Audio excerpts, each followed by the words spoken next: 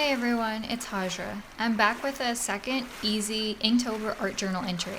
I got a question regarding the pages of this moleskin watercolor journal warping with the water, and my response is yes, this journal does warp more than Arches or Fabriano watercolor paper. I've found that closing the book and putting the strap on it after the piece is dry does flatten it out mostly. You can also put a piece of scrapbook paper inside between the wet pages if you want to close it while it's wet. But you can see how the older paintings in this journal are all flatter, so they'll get flatter the longer you keep it closed. If you use wet watercolor or runny ink on one side of the sheet in this journal, you can use graphite or colored pencil or like ink pens or markers on the other side so that each sheet doesn't warp twice.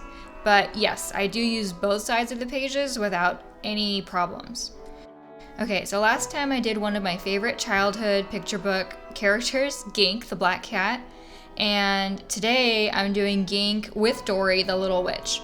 I'm finishing inking this piece with a Zig marker, which is a good stay put archival marker, and also I'm reclaiming some of the whites with a jelly roll from Sakura, which is also an acid-free pen. You can also do your favorite childhood picture book characters.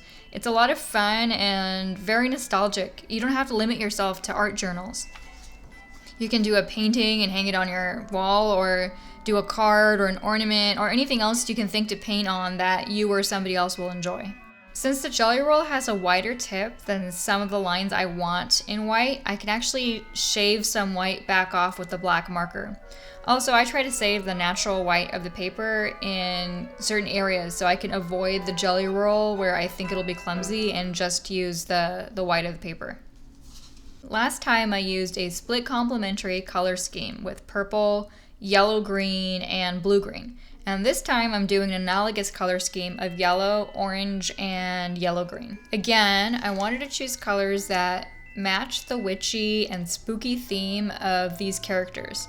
Analogous color schemes are more challenging than complementary color schemes when you're trying to achieve variation because the colors can look so similar to each other, but the lack of contrast with the colors does set your mind at ease when you're mixing these colors together, because it's going to be really hard to create sort of like discordant and muddy mixes with the analogous colors. I'm going to start with a yellow-green staircase, as I want it to again have like an otherworldly wood feel, not like a normal wood feel. And it's really fun to keep doing these wet into wet bloom effects. Here I'm going to do them on the side of the staircase for texture and interest. And I'm going to add some orange right into the wet ink for further really cool looking blooms. For the post and railings, I'll lay the orange ink in streaks to echo the wood grain. More orange for the kickers. This same orange diluted is also going to make a really good skin tone for really cute and ennui beset Dorrie. Really, really simple. Now I'm going to throw a lot of water onto the floor, which you don't want to do with a real wood floor, and then add yellow ink for more blooms. And these blooms do all the work for you. It makes the art look so magical. Now I'm going to add some orange in some places, and look how vibrant that orange looks over the yellow versus over the yellow-green stairs. This is because the green naturally consists of some blue, so it dulls that orange. Now her socks, they can't match. Dorrie's socks never match, that's her thing. Because these inks keep running into each other much more than watercolor typically does, the socks are actually also going to look like they're dirty, along with being mismatched. I thought it was a good idea to just sort of repeat the chambray crosshatch texture that I started with the ink pen on the wall. So I'm just going to do that same texture, looser and greener with the ink on the wall over a water wash. This color scheme is exactly what I wanted for this piece. It's autumnal and spooky. It's warmer than the last piece we did, so it's a nice contrast to that other piece, which was a lot more purple and blue. Oh, I have to rescue the stairs from that water blob. See how that ink dye just keeps reconstituting? If we want to avoid that, use permanent, not water-soluble ink.